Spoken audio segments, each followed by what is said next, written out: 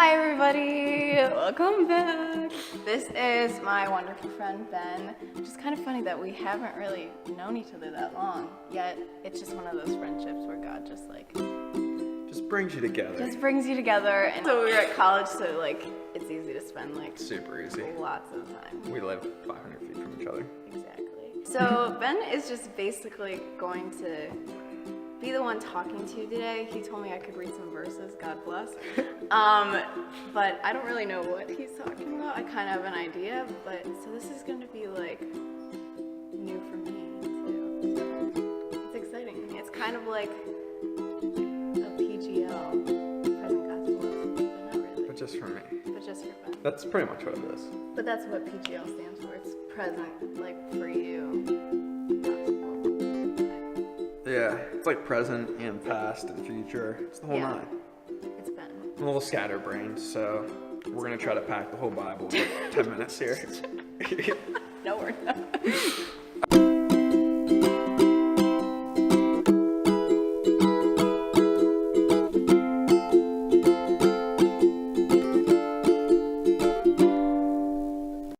Basically, if you were to give this a title, it would just be our view of men, males.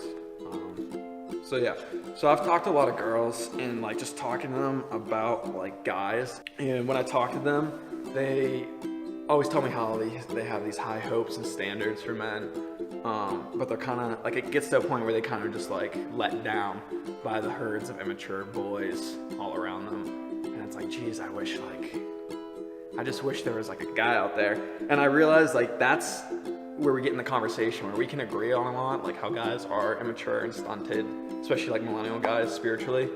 But I realized at some point we're not seeing eye to eye anymore. And that's because the question that they're asking is not the question that they're really asking. They will say to me where are all the good guys at this school or at my church or in the world?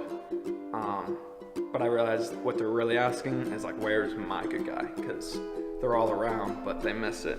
In a world saturated with Disney, Nicholas Sparks, and porn, people's standards and desires are broken, so they miss the great guys around them every day. That's kind of my theory. So now, let's just talk about men in general.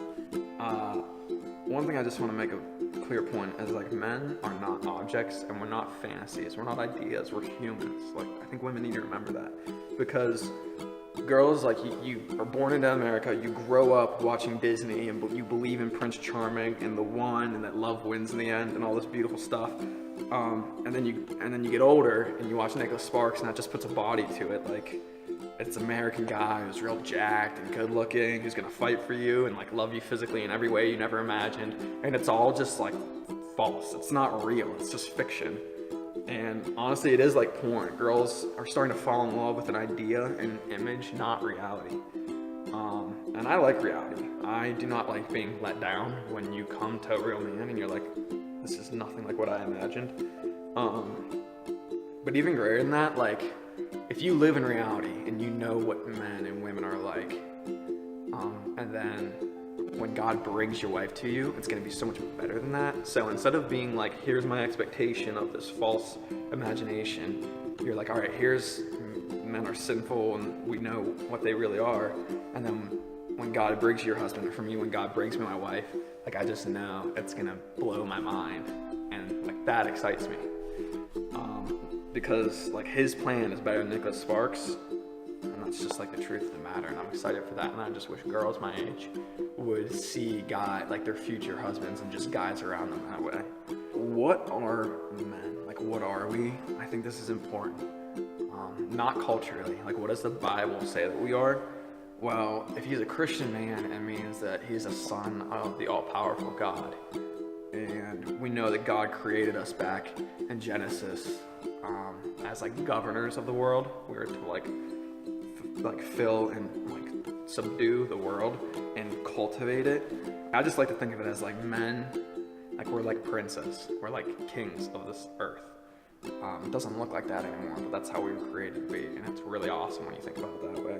We're given wisdom and grace and leadership and a sense of dignity, and that's really important because a lot of guys, I think their problems come from the fact that they they don't see themselves as kings. They don't have that sense of dignity. Sin strips it away. Like, guys my age, they don't realize this, and even though we're Christians, we never fully will, because we're also sinners.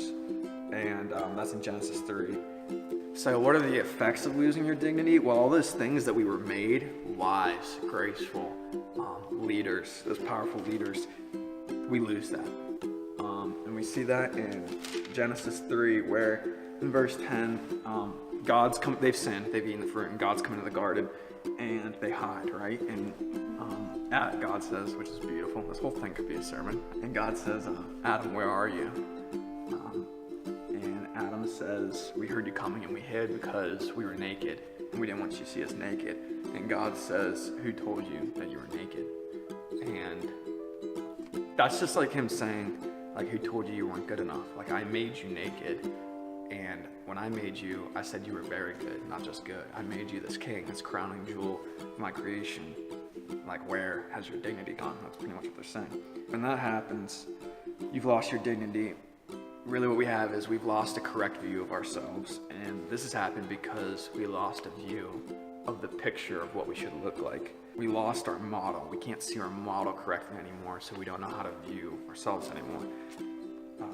And we should look like what women should also look like, which is King Jesus. But we're blind. So as men, what we do is we act now, not what our action is. Your action is based off your identity, and what we act in is whatever's comfortable, whatever feels good to us. In any way, what will give us a dominating advantage. Like, everything's twisted a little bit, and we're confused now. Like, I just know personally, like, we can't even explain how we feel sometimes. Like, when we're angry or whatever, you can't even put a finger on it because you're just so confused in your sin. And then when we do stuff that's out of the character of the Bible, or like what a real man should do, we can't explain sometimes why we do it, and that's like really frustrating. And we see that Paul talks about this in Romans 7:15-25. But he's basically saying, the thing that I want to do, I'm not doing, and the thing that I don't want to do, I'm doing. Like, the thing that I hate is what I'm constantly coming back to and doing. Actually, can you turn that? Yeah. And so he's saying that, and then he says, for it is sin that dwells within me. I have a desire to do what's right, but I can't carry it out. And then he says, oh, wretched man that I am. And then I think this is just key. He because I feel this very personally. He says, for I delight in the law of God in my inner being. And I tell myself all the time, Jesus, I know I love you. But I see my body waging another war against it. So it's in my inner being, I know that I love Christ, but because of this sin, I just keep doing this stupid stuff, right? Our lack of self-understanding, I think, is because of self-worship. The more that we worship ourselves, the more we sin and decide, I'm going to do it my way, not God's way. I'm going to elevate myself above God. We actually become less of a man. We become less of what we were made to be, because God made us and He knows how we should be. So when we act in His laws, that's what being a real man is. And that's what being human is. And so when we get away from that, we become less of it. And I don't mean that we become more female necessarily. It's just a watered down version. It's not a poor version of a man. And it's the same thing with women. Sometimes that's what happens. Where you're supposed to lead, you relinquish it, or you just seem softer or more feminine. And females, they reverse the role too, where they'll see it relinquished, and instead of encouraging the man or whatever, they just take over and dominate. But it's not always that way. It's not always mixing roles. Sometimes another way is just your strengths turn into sin. So the one thing I thought about is with women. Women are typically seen as better conversationalists, better communicators. Guys, we like to do shared activity. Girls like to talk more. Well, that strength turns into gossip. Right, so that's just a strength that's taken into sin. And sin is our new nature, and it runs really deep, and it's really addicting. I just wanted to let girls know that when you want this pinnacle volume of a man, remember that he has this sin nature that is making him think stuff I'm doing what I hate, a wretched man that I am. And I just think that expectation of for him to be Jesus is unfair, because we're these broken men, and we're still we don't even know how we feel half the time. How are we supposed to correctly take care of you? We have a big job that we're called to, and most guys aren't really connected with Jesus, and it's like impossible to do without him. So just give guys a little breathing room. Back to women and your misguided hearts. Yeah. I was just thinking, like, kind of with this, what do Christian women actually want? Like, you say you want this God, but what do you actually want? I would argue that, like, millennial Christian American women are trained not to want a Christian guy. And here's how I know this. Like, when I talk to them and I say, what do you, like, look for in a guy? They bring out the classic list, the good old list. And, like, one of the first thing they always say is, like, obviously he has to be a Christian. And then they move on to, like, what really matters to them.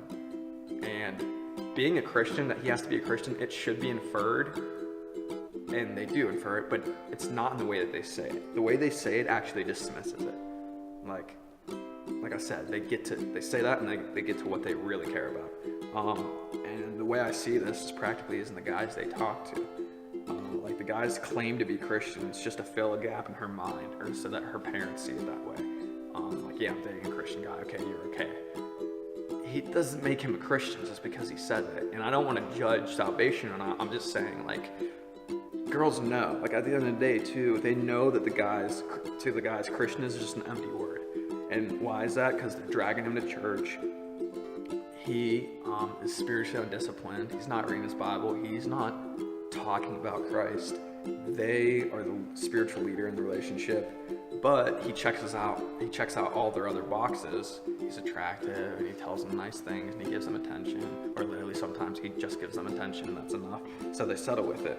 They settle with it because, like, guys, you also have a wrong view of God. You don't value Jesus where you should, so you don't understand your own worth.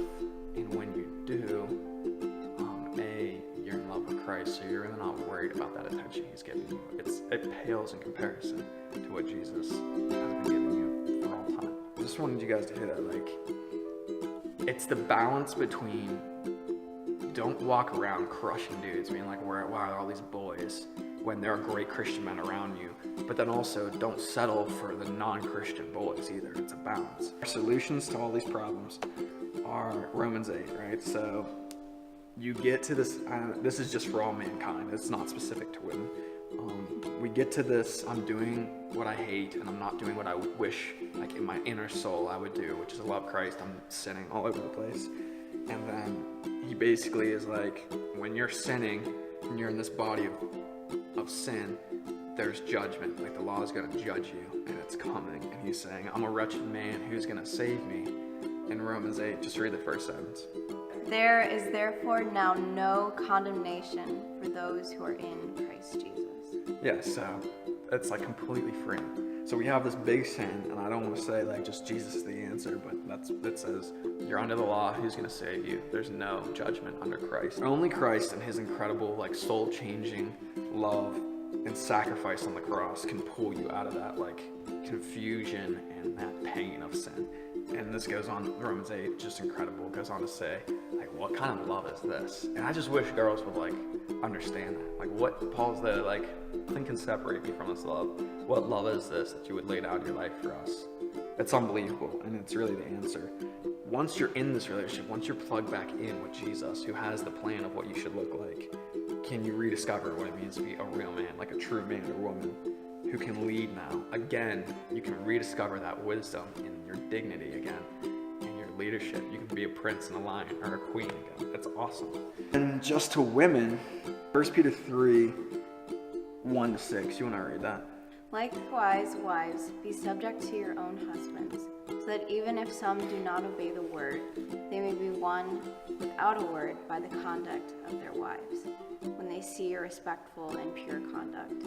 Do not let your adorning be external, the braiding of hair and the putting on gold It's a tough word. Jewelry. There you go. Or the clothing you wear, but let your adorning be the hidden person of the heart, with the imperishable beauty of a gentle and quiet spirit, which in God's sight is very precious. For this is how the holy women who hoped in God used to adorn themselves by submitting to their own husbands, as Sarah obeyed Abraham, calling him Lord. And you are her children, if you do good and do not fear, anything that is frightening. Yeah, so for here, I would just say, like, instead of worrying about whether a guy is looking at you or not, I wish, like, women my age, and just women in general, and men in general, but specifically this is to women, would just reorient themselves to, like, fiercely be consumed with Christ and purity in their conduct. And what he says is that's going to win over a dude. It needs to be the driving force of your life, and real men will be attracted to that. And whether you are being pursued or not, when you're living in that, it doesn't matter, because when you are in that, you've already won the prize. Like, you have Christ. You're a pure woman, and you have great conduct that's to be admired, whether it's by a guy romantically pursuing you or not. Like, you've already found Christ, and honestly, our love is so, you can't even compare them. We're so much weaker and worse than he is. Like, focus on him, and realize you've got what you've always been looking for. And then with this, like, I don't want women to get hung up on the submission as much, but like, if you look at how you're to be, like, let's just say you're dating, how you're to be with eventually your husband, don't worry about submission as much as like what the call is. So for guys, our call is to be like Jesus in the relationship, which is like actually insanely tough, because what did he do? He died. So that's our call, is like to just pour out our life for our wife, and just make sure she's protected, and like that we are spiritually cultivating her, which is not easy. It means you have to deal with her sin as well as yours. It means you have to seek to bring her close to Christ and encourage all these things. And that's not dominating. Being the head is not dominating. It's really breathing life, giving your life to this woman. And that submission, I think it's more than just, I mean, it is submission. I'm not going to like dance around the Bible. But with that, I heard in a sermon once, it's like the guy gives his life for the woman so that the woman lives for him. So like, instead of it being like, oh, I'm going to submit, instead you turn and see how the guy's living, and you like us with Christ. So he died for us, so then like, I'm just going to love you with everything that I am, and I'm going to obey your commandments, and I'm going to praise you and encourage you. If women would do that to their husbands, this world would be an incredible place. Like, if women, and single women can do this, I think godliness is the main thing. Like, pursue holiness, pursue Christ. And then second, if like all single women were like these incredible encouragers, I know our campus would be. If men would be grown and love Christ and lead, and women would be encouragers in that, it would be amazing. And I've seen that in my parents. My parents are amazing at this. My dad really wrings his life out for my mom, and my mom, like, I don't think I've ever heard a bad thing, or say a bad thing about him. She's just constantly praising him, like, which is awesome. Just on a personal note, like, a pure woman and a woman of admirable conduct is incredibly attractive to men that are pursuing God. So like, when somebody is pursuing Christ and he sees you being Christ and being this encourager, this beautiful, pure woman, like, I've talked to many guys that like, they don't, when a girl's like that, they don't even talk about her looks. They're just like, dude, she's like I've heard she's never kissed a dude. Like, look at the way she carries herself. That's so hot. And I agree, like, holiness is really sexy to people that are seeking it. So let's just all be holy and fall in love with Jesus, and then each other, and then have big families and create generations of the kingdom on earth. That's it. really turned up at the end there. Let's just all love each other and have love family. Jesus and each other. That's great, dude. That's it. Questions, concerns, Comments? emails. If you're mad about submission or any of this, just email me. Don't mess with her. No, but like, the thing with submission, like what you're saying, like, that's just loving one another. Like, he's dying to you, so therefore, Like, that's just let love. him lead you. Yeah, exactly. Like, that's. And that's like another thing, is that's kind of how I see it, is like, men, our call is like, again, the lead, and the way I see it is like in terms of war almost. It's like, hey, whatever's out there, I design you to go first. So you're gonna go to the front line and literally be killed. And the way I see like submission in women is, so you go out all day and you just get hacked around by saying you're the face of your family. So it's not just your wife, it's all your kids. When you get up to God, the Bible says you're counting for your whole family. It's like really intense. I don't think women understand how hard the guy's job is. I don't think they do. The way I see the woman's role is, she's gonna let him go out. She's not gonna fight that, which is what happens all the time. But like, no, I'm gonna go take the lead. And you're like, no, let him go do that for you.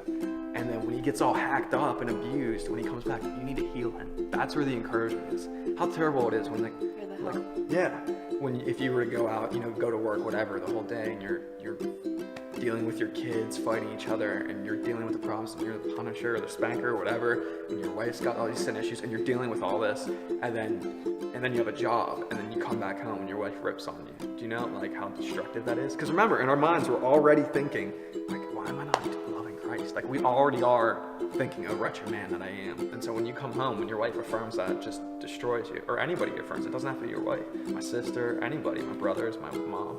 It'll tear you down. But when you come back and the woman wants to heal you, and thank you so much for working for us. I really love you. I really appreciate it.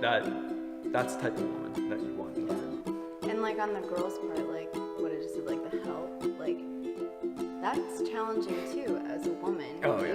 You're taking care of this family, and you yourself are an individual and a sinner, and you have all these internal problems and external problems, and then to be called to be the encouragement for your husband or the servant for your children, crazy. Insane. It's so hard to again die to yourself and then follow Christ, and that's what it is. And it's supernatural. You can't do it. None of this happens without Christ. You gotta cling to Him. And again, I just want to say, my parents, I've seen this happen where you get in a situation, my mom doesn't like what's going on, but she understands this so well. She'll tell us, I don't want to do this, but I really love your dad. So I'm I don't know. It's hard for me to trust right now, but whatever he says, I'm going along. And that is incredible. That's a very amazing testament. So I guess the only other thing I'd love to say is keep building the kingdom through this. And just love Christ. Just love Christ. Honestly.